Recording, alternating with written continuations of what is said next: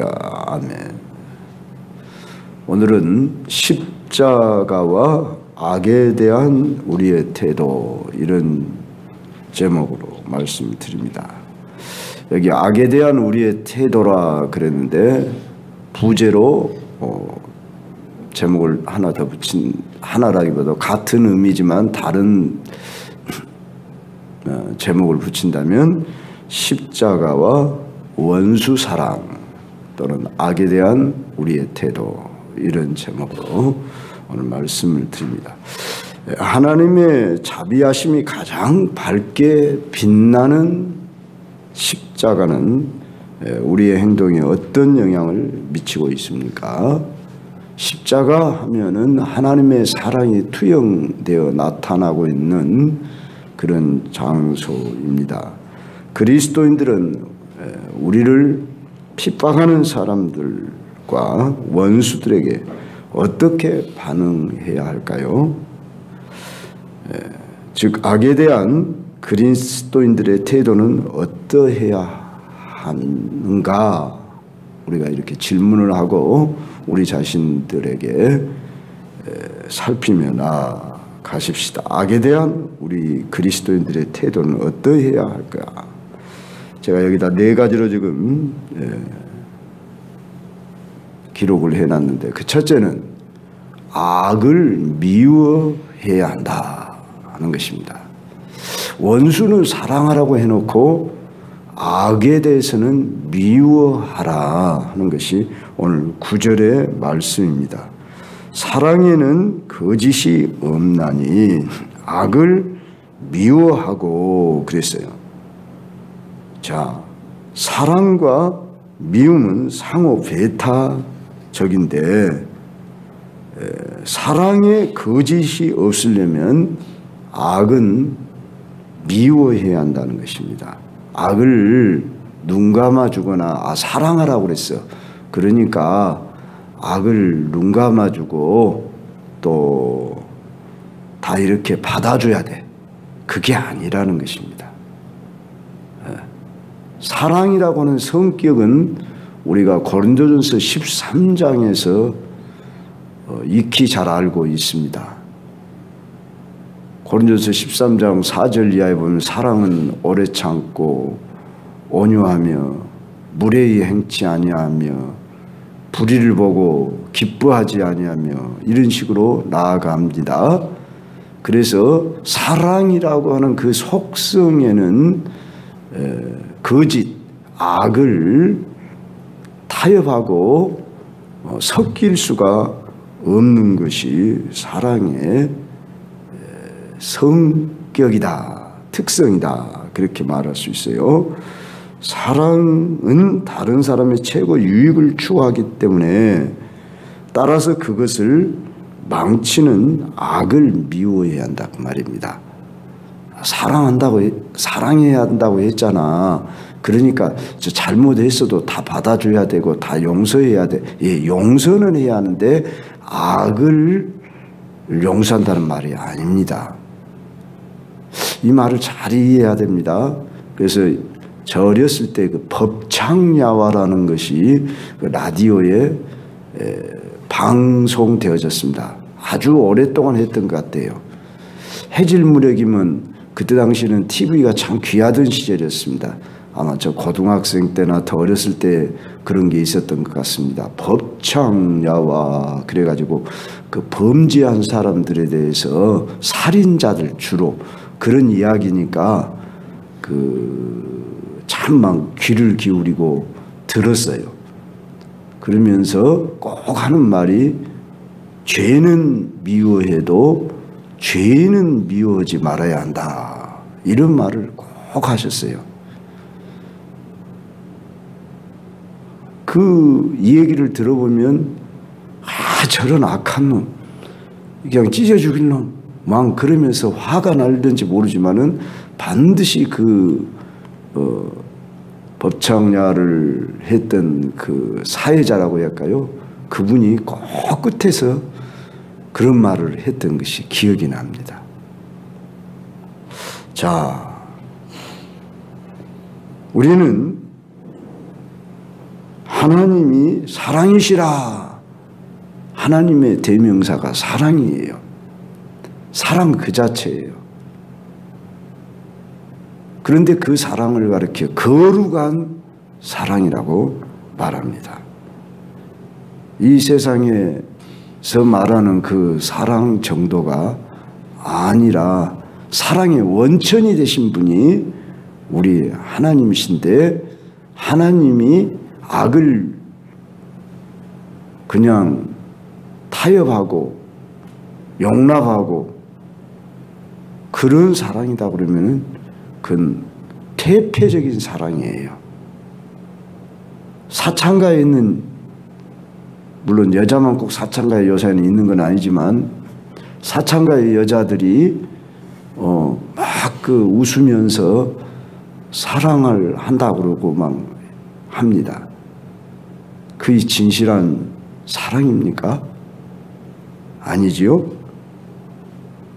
그래서 우리 하나님의 사랑에 대해서는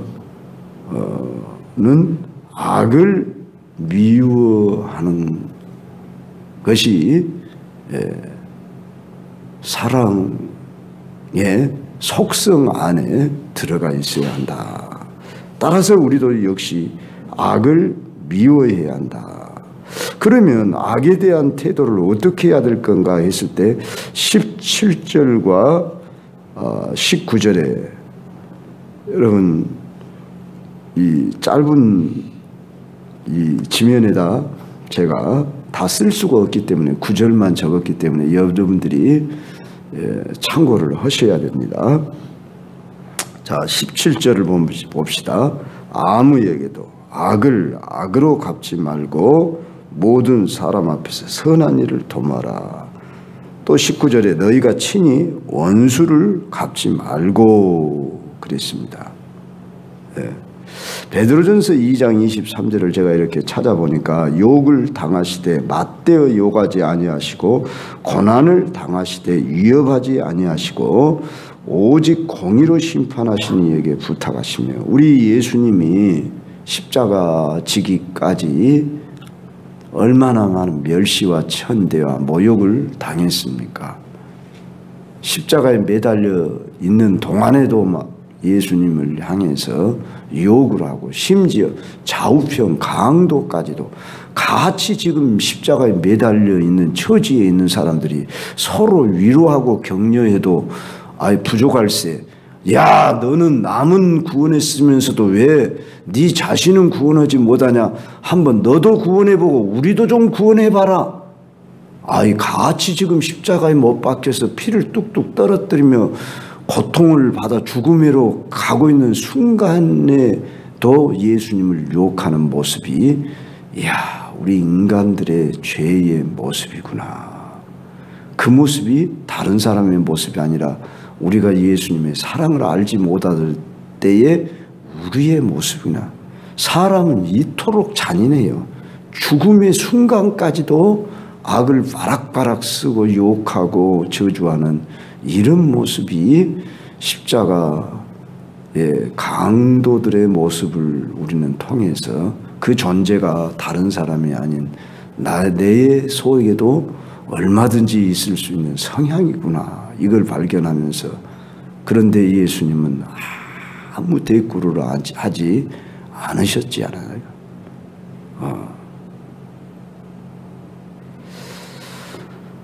우리는 십자가에서 악에 대하여 어떻게 우리 예수님이 태도를 취하셨는가, 십자가 상에서만 그런 게 아니라 그분의 공생의 3년 동안의 모든 삶을 통해서 우리는 알 수 있는데 그 절정이 십자가에 나타나 있지요. 우리는 더 긍정적인 입장에서 오늘 17절과 18절에 보면은 선한 일을 도모하라, 모든 사람과 더불어 화목하라. 즉 우리는 악을 행하지 않고 악을 미워하는 것만이 우리의 할 일이 아니라 우리는 선한 일을 도모하고 평화를 이루는 삶, 더 긍정적인 창조적인 생산적인 이런 방향으로 나아가야 한다, 그런 말입니다.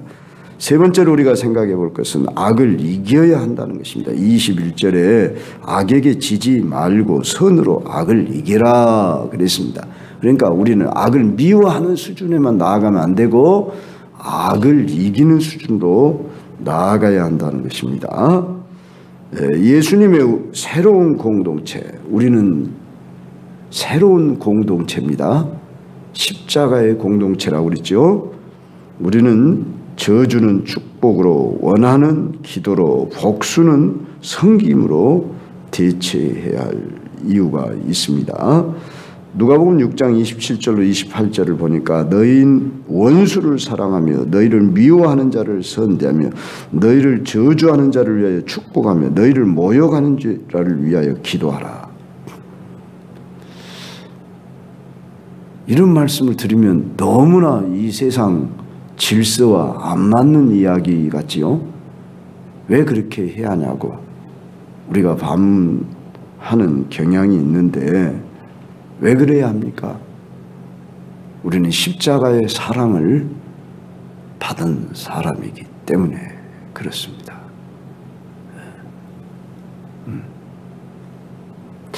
마르틴 루터킹 흑인이면서 영국의 미국의 인권운동가로 목사이시면서 총 맞아 이렇게 죽으셨지만 미국인들이 세계인들이 존경하는 사람이죠.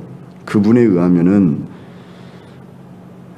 악을 더하면 이 세상 악의 총계를 증대시키기 때문에 악을 악으로 갚으면 안 된다 그렇게 말했어요. 그러나 우리가 원수를 사랑하고 섬김으로 이 세상 악의 총계를 감소시키는 일을 한다. 무협지라고 하는 것을 만화를 저 어렸을 때 좀 이렇게 많이 봤는데 형들이 보니까 옆에서 이렇게 그냥 따라서 봤어요. 그럼 무협지의 주제가 뭐냐 그러면 원수를 갚는 거예요. 그러죠? 대를 이어가면서 원수를 갚아요. 그러면 원수를 갚으면 어떻게 됩니까? 또 원수를 낳아요. 그래서 우리는 그 세상 어떤 만화나 이런 소설들의 얘기를 들으면 이 십자가와 우리 성경에서 가르치는 바와 정반대의 가르침을 받는 것을 보게 됩니다. 좋은 영향을 받지 못해요.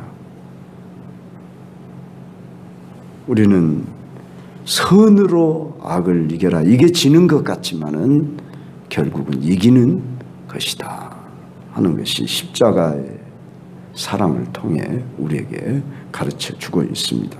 자, 그렇다면 마지막으로 악에 대해서는 어떻게 해야 하느냐? 미워하라고도 했고 악을 악으로 갚지 말라고도 했고 선으로 악을 이기라고 했는데 그러면 악이 어떻게 되는 거예요? 내비둬야 돼요? 악은 처벌되어야 한다. 누가 처벌한다고 그랬습니까? 오늘 19절 보니까 너희가 친히 원수를 갚지 말고 하나님의 진노하심에 맡기라. 기록되었을 때 원수 갚는 것이 내게 있으니 내가 갚으리라고 주께서 말씀하셨다. 우리는 우리가 갚아야 되고 원수를 보복해야 한다는 것이 세상의 원리 정서이잖아요. 그러면 이 악에 대해서 어떻게 하나님이 처벌하시겠다는 거냐, 제가 여기 세 가지로 표현을 해놨습니다. 첫째로 하나님이 악을 어떻게 처벌하시냐면은 저 로마서 1장 24절로 32절을 참고하시면은 이 세상에 죄악이 관영한데도 하나님은 내버려 두는 것처럼 보이잖아요. 실제 내버려 두기도 해요. 그냥 악한 자들을 그 악의 상태에 그냥 빠져서 저주받는 인생으로 내버려 둔다고 그랬어요. 이 내버려 둔다는 말을 유기라고 그래요. 어떻게 말하면 유산이라는 말하고도 비슷한데 지금 아이를 10개월 동안 잉태해서 건강한 아이로 낳아야 하는데 그냥 유산되어 버리듯이 그냥 저 악한 자들 악에 빠져서 저 악의 구렁텅이에서 계속해서 빠져 있는 상태에 있으면 그냥 더러움에 내어버려 두사 그런 표현을 쓰고 있어요. 그래 내버려 둔다는 게 뭘 뜻일까? 에이즈라고 하는 병, 좀 이런 얘기를 해서 좀 그렇습니다만 매독 이런 병들이 갈수록 더 늘어난답니다. 그런데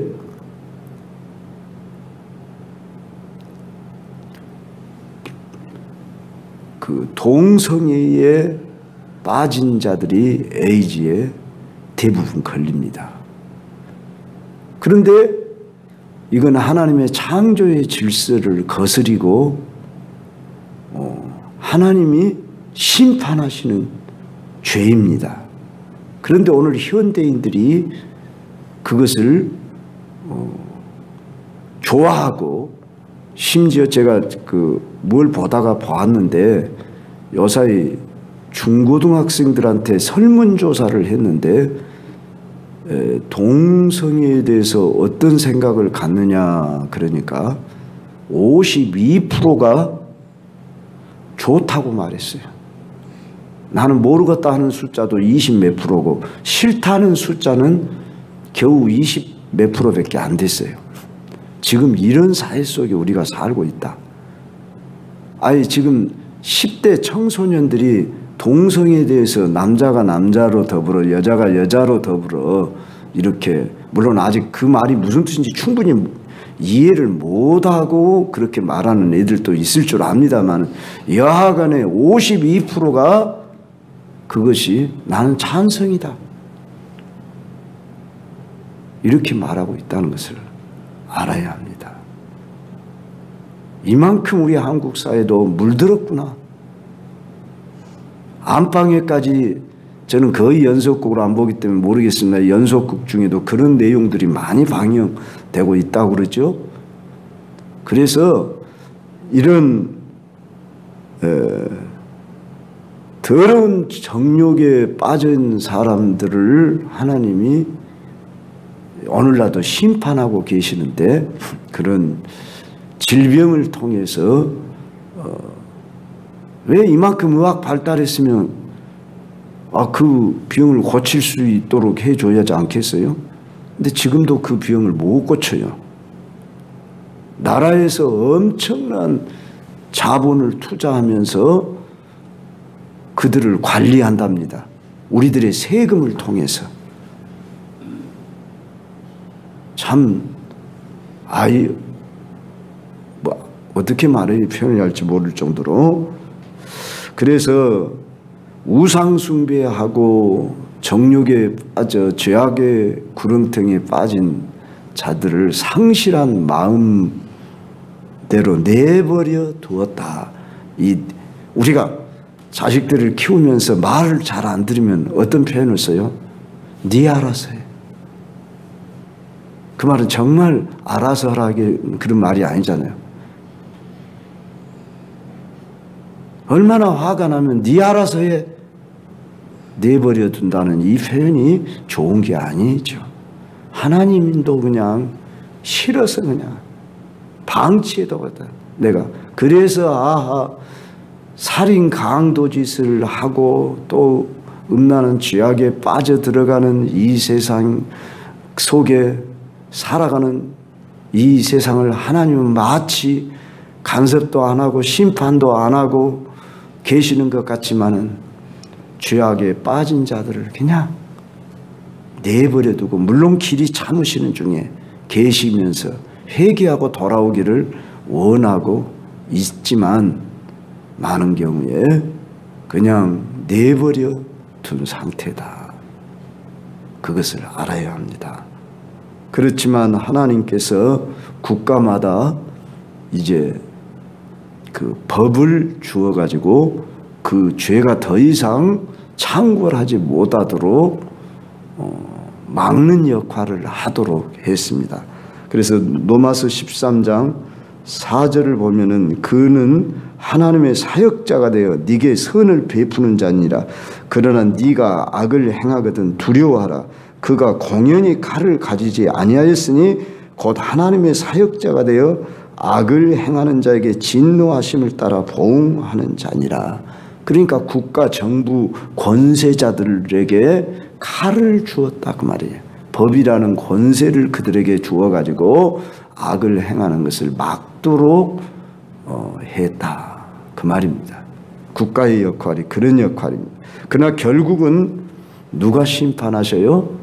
우리 하나님이 다 모든 걸 주관하고 심판하신데 로마서 2장 보면 그날을 진노의 날 곧 하나님의 의로운 심판이 나타나는 그날에 임할 진노를 네게 쌓는도다 그랬습니다. 하나님은 공의로우신 하나님으로 반드시 악에 대한 심판을 하십니다.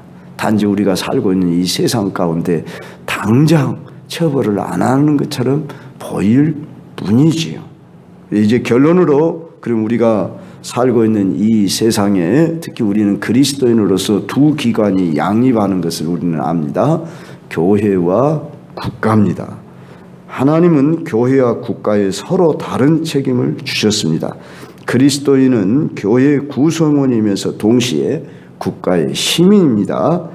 우리는 때로는 교회에 우리가 충성을 해야 되냐 국가에 충성을 해야 하느냐 이런 갈등 모순 또는 양립의 가운데서 잘 분별이 안 오는 경향이 있는데 여러분 여기를 잘 알아야 합니다. 가령 요새 큐티에 그건 나오지요.